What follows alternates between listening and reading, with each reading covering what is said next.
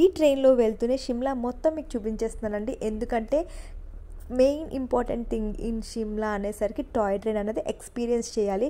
చాలామంది షిమ్లాకి వెళ్ళే వాళ్ళు చాలామంది ఉంటారు. బట్ అందులో కొంతమంది మాత్రమే టాయ్ ట్రైన్ ప్రిఫర్ చేసే ఉంటారు. ఆ కొంతమందికి మాత్రమే షిమ్లా అనే ఫీలింగ్ అనుభూతి తెలుస్తుందండి.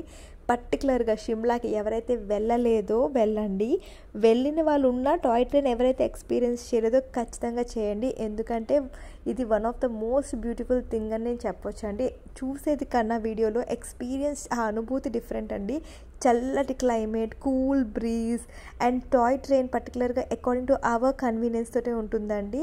ఈ టాయ్ ట్రైన్ డిజైన్ చేసింది షిమ్లాలో, పర్టికులర్గా బ్రిటిష్ కాలంలో నాటిదండి. ఇది టోటల్గా 109 టన్నెల్స్ మధ్య నుంచి 7 కొండలు దాటుకుంటూ పైనుంచి కిందకి ట్రైన్, కింద నుంచి పైకి ట్రైన్ అవైలబిలిటీలో ఉందండి. ఇదంతా టోటల్గా షిమ్లా టు కాల్కా టోటల్ 5 అవర్స్ అనే జర్నీ పడుతుందండి. ట్రైన్లో సీట్స్ రీజనబుల్గా ఉంటాయి అండ్ రేట్స్ కూడా 700 రూపీస్ అండి. అంటే ఒక కంపార్ట్మెంట్లో వచ్చేసి మినిమం 20 సీట్స్ వరకే ఉంటాయండి.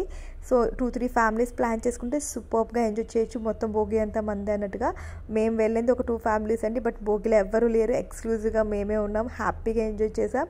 ఫుడ్ అవైలబిలిటీ అనేది ట్రైన్లో లేదండి. సో మేము ఆల్రెడీ జొమాటోలో అక్కడ స్టేషన్కి వెళ్ళిన తర్వాత బుక్ చేసుకొని బిర్యానీ మన ఇష్టం మీరు ఏదైతే బుక్ చేసుకొని హ్యాపీగా ట్రైన్ ఎక్కేయండి. హ్యాపీగా ఎంజాయ్ చేస్తూ ఆ వ్యూస్ని ఆస్వాదిస్తూ మ్యూజిక్ పెట్టుకునే వాళ్ళు, మ్యూజిక్ లవర్స్ ఉన్నవాళ్ళు, లేకపోతే బుక్స్ రీడింగ్ లవర్స్ ఉన్నవాళ్ళు బుక్స్ పట్టుకెళ్ళిపోవచ్చు. కిడ్స్తో హ్యాపీగా కంఫర్ట్గా ఎంజాయ్ చేయవలసిందంటూ ఉంటే కంపల్సరీగా టాయ్ ట్రైన్ అనేది మిస్ చేయొద్దండి.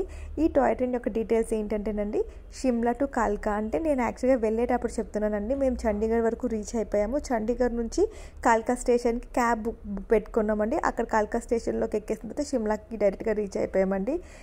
సింపుల్గా ఉంటుందండి భోగి అంతా ట్రైన్. బాత్రూమ్ అవైలబిలిటీ ఉందని ఆల్రెడీ చెప్పాను కదండి. కంఫర్ట్గానే ఉంది, ప్రాబ్లం లేదు. మనకి వెంటిలేషన్ కావాలి అంటే ఉంటుంది, లేదు అన్న మనం క్లోజ్ చేసుకోవచ్చు. డోర్స్ అన్నీ ఉన్నాయి, అవైలబిలిటీలో ఉన్నది. మనకి చాలా నార్మల్ ట్రైన్స్ ఎలా ఉన్నాయో అలానే ఉంటాయండి. కానీ ఇది ఓన్లీ సిట్టింగ్, స్లీపింగ్ అయితే ఉండదు. ఎందుకంటే ఓన్లీ 5 అవర్స్ జర్నీయే. ఆఫ్టర్నూన్ యొక్క అనుభూతి ఈ వీడియోలో చూపించానండి, నైట్ కూడా చూపించండి.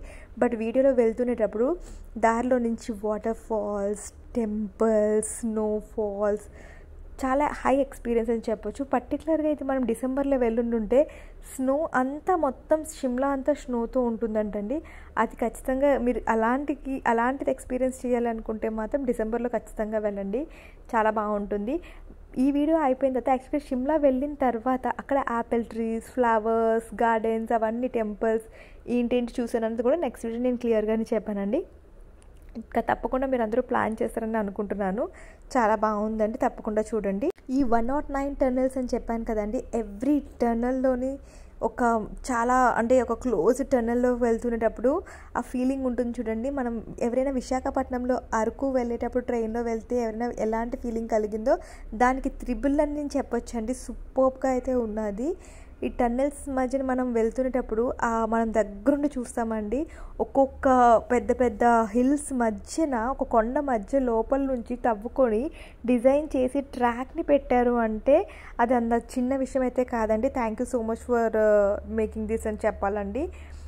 And thank you so much for you people for watching this video also, and please do subscribe me and further videos kosam na channel chustu undandi. Thank you so much for watching. Bye bye.